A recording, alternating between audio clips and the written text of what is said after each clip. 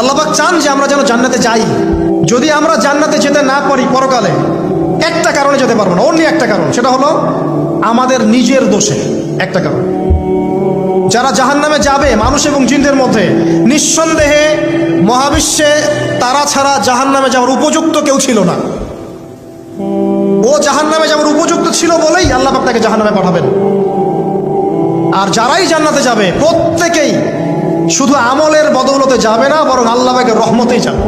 আল্লাহ পাকের রহমত যাদের উপরে বর্ষিত হবে তারাই জান্নাতে যাবে ইনশাআল্লাহ। কে আমল দিয়ে যেতে পারবে না। যত আমলই করি বলা যাবে না এই আমলের বদৌলতে জান্নাতে যেতে পারবো। আল্লাহ পাক দয়া না করলে হবে না। আল্লাহ পাক চান যে আদম সন্তান যেন জান্নাতেই যায়।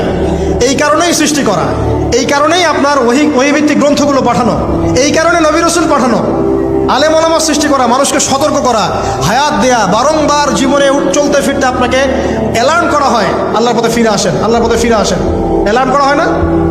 বিপদ দিয়ে আপনাকে অ্যালার্ম করা হয় আল্লাহর পক্ষ থেকে। আপনি চলতে পথে হোঁচট খান, আল্লাহ আপনাকে অ্যালার্ম দেন, ফিরে আসো। চলছেন বিপথে, আল্লাহ পাকে অ্যালার্ম দেন, ফিরে আসো। আল্লাহ পাকের পক্ষ থেকে কিন্তু এগুলো আসে।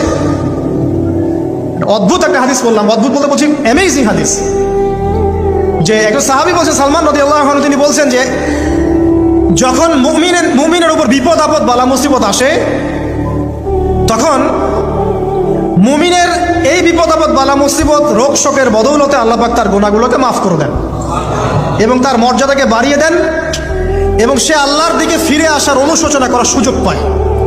আর যখন কাফের মুশরিক বা ফাসিক মানুষকে এইসব রোগ ব্যাধি বিপদ আপদ বালা মুসিবত ঘিরে ধরে, তার দৃষ্টান্ত সেই উটের ন্যায় যে উটটাকে তার মালিক বেঁধে রেখেছে, এরপর ছেড়ে দিয়েছে। সে উটটা বুঝতেও পারলো না কেন তার মালিক তাকে বেঁধে রাখলো আর কেনই বা তাকে ছেড়ে দিল। কথাটা কি বুঝতে পারছেন?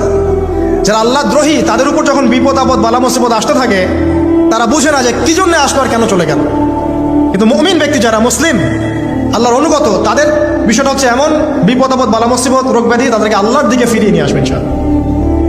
দেখুন, এই যে পৃথিবীতে নামিয়ে দেয়া, এরপর আল্লাহর পক্ষ থেকে ঐশী গ্রন্থগুলো পাঠানো, নবী রাসূল পাঠানো, আলেম ওলামা পাঠানো, আপনাকে হায়াত দেয়া, আপনাকে রিজিক দেয়া, এই শ্বাস নেওয়ার ক্ষমতা দেয়া, আপনাকে জ্ঞান বুদ্ধি দেয়া, বিবেক দেয়া, যে আমি তার পাশে লাউ গাছ উৎপন্ন করলাম। কোন গাছ? খেতে পারেন, এর শাক এবং এই যে ফল, এটার মধ্যে নিঃসন্দেহে এমন এমন কিছু উপাদান আছে যেটা হয়তো আমরা জানিও না, আবিষ্কার করা হয়নি। তিনি সুস্থ হয়ে গেলেন আলহামদুলিল্লাহ। আমরা তো শিখেছি সমাজবিজ্ঞান বইগুলোতে যে আমাদের পূর্বপুরুষরা নাকি গুহায় থাকতো আর গাছের ছাল পাতা খেয়ে থাকতো, তাই না? লতা পাতা খেয়ে থাকতো, গাছের ছাল পাতা খেয়ে থাকতো, পোশাক পরতো আর কি। বোগাস, ডাহা, মিথ্যা কথা। আল্লাহ রাব্বুল আলামিন সূরা বাকারা এবং সূরা আরাফ পড়ে দেখেন, আল্লাহ পাক বলছেন যে আদম আলাইহিস সালামকে আল্লাহ পাক সমস্ত নাম জ্ঞান শিক্ষা দিয়েছেন। মহাবিশ্বের যে প্রয়োজনীয় জ্ঞানগুলো আছে সেগুলো আল্লাহ পাক আদমকে শিখিয়েছেন।